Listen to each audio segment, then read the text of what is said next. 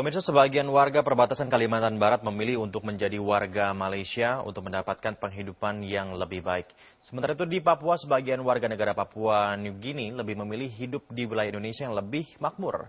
Benarkah nasionalisme perbatasan dipengaruhi oleh faktor ekonomi dan kehidupan masyarakat? Berikut informasinya.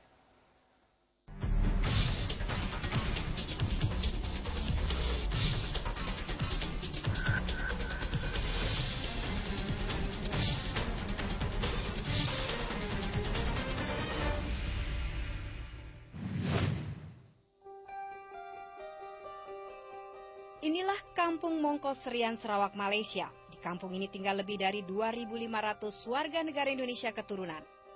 Mereka hidup sebagai layaknya warga negara Malaysia lainnya.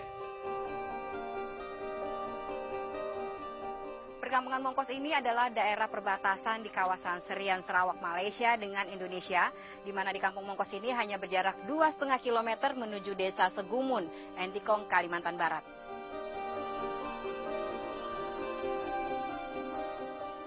Warga negara Malaysia keturunan Indonesia ini secara turun-temurun dari tahun ke tahun jumlahnya bertambah banyak akibat kawin campur dan menjadikan anak-anak mereka warga negara Malaysia.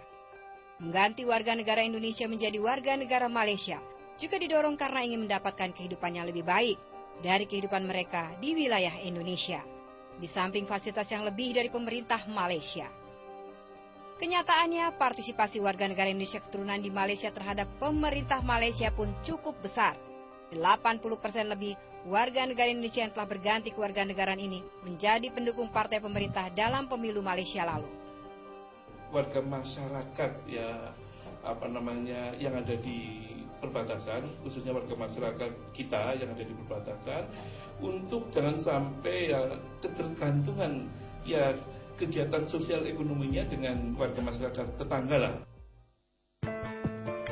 Hal berbeda terlihat di perbatasan paling timur Indonesia, di Papua yang berbatasan dengan Papua New Guinea, di Kampung Yabanda, Kecamatan Senggi, Kabupaten Kerom, Papua, yang berbatasan dengan Kampung Mamblo dan Europe PNG. Lebih dari 300 warga negara Papua New Guinea lebih memilih tinggal di Kampung Yabanda di wilayah Indonesia.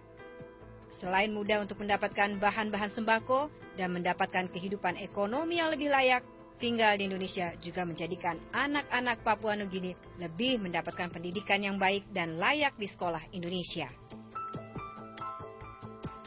Sejak tahun 2006, mereka tinggal di wilayah Indonesia dan jumlah mereka yang datang selalu bertambah hingga tahun 2011 lalu.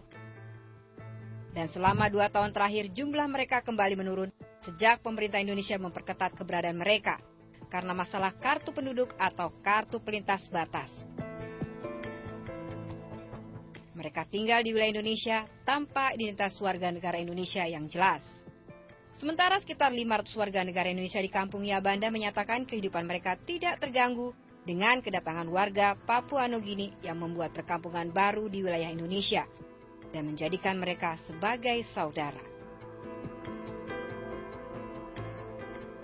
Warga Yabanda bahkan menginginkan perhatian yang lebih dari pemerintah Indonesia untuk memajukan daerah perbatasan. Terungkap dari hasil pertemuan warga dengan Badan Nasional Pengelolaan Perbatasan.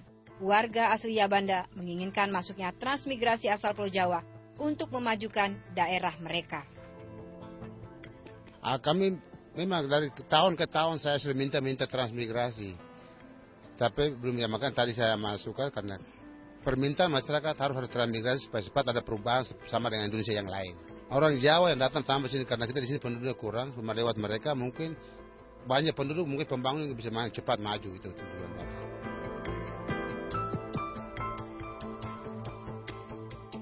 Daerah perbatasan Papua dengan Papua New Guinea diidentifikasi sebagai daerah perlintasan atau daerah keluar masuknya kelompok OPM hingga ditempatkan 1 regu pasukan TNI penjaga perbatasan di Kampung Yabanda.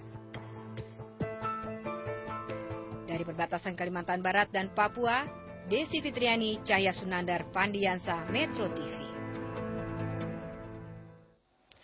Menjaga perbatasan yang menjadi tonggak batas negara, batas teritorial wilayah Indonesia bukan hanya tugas aparat semata, tetapi juga warga perbatasan yang menjadi benteng negara. Tapi apa jadinya kalau sebagian wilayah perbatasan yang menjadi wilayah abu-abu terancam hilang dari bumi pertiwi Indonesia?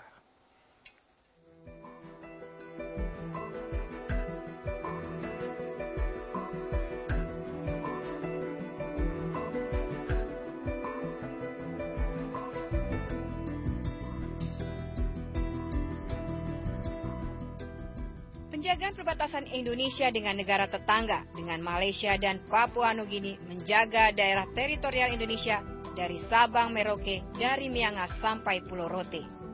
Di perbatasan Kalimantan Barat dengan Sarawak Malaysia, dari hasil patroli bersama tentara Indonesia dan tentara Diraja Malaysia, 195 patok atau batas negara tipe D tidak ditemukan. Seperti halnya di kawasan Entikong, dari 258 patok yang seharusnya tertanam di kawasan Entikong dan Serian, Malaysia, 30 patok diantaranya tidak ditemukan. Setelah melakukan perjalanan dari patok 133, kami belum menemukan patok 134. Seharusnya patok tersebut dari ordinatnya di lokasi ataupun di kawasan ini, tetapi kita dari hasil patroli bersama Indonesia dan Malaysia tidak ditemukan patok tersebut. Seharusnya di lintang berapa atau posisinya di mana? Di peta ya, kita sebutkan di peta ini G134 di sini nih Pak. Di sini lokasi. Ya, di sini seharusnya di sini. Terus di medannya di sini ini menurut GPS kita ini. Tak hanya masalah patok yang cukup mendapat perhatian kasus Camar Wulan, kawasan yang berpenduduk lebih dari 1.800 jiwa. Jika Indonesia gagal memperjuangkannya, Indonesia terancam akan kehilangan 800 meter garis pantai Tanjung Datu dan sekitar 1.490 hektar daratan Camar Wulan. Sementara sejak tahun 2011, Malaysia telah memancang papan reklame besar "Selamat datang di Tanjung Datu, Borneo, Malaysia", di kawasan yang masih diperjuangkan Indonesia untuk masuk dalam outstanding bordering problem. Tapi sampai saat ini Malaysia belum merespon hal tersebut. Jadi kita sedang bicarakan sekarang dengan pihak Malaysia ya, mengenai Tanjung Datu ini statusnya bagaimana.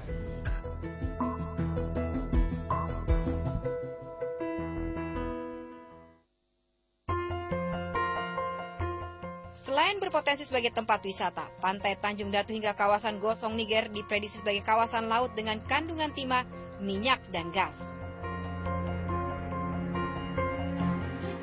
Berbeda halnya dengan kawasan perbatasan laut Indonesia dan Papua Nugini.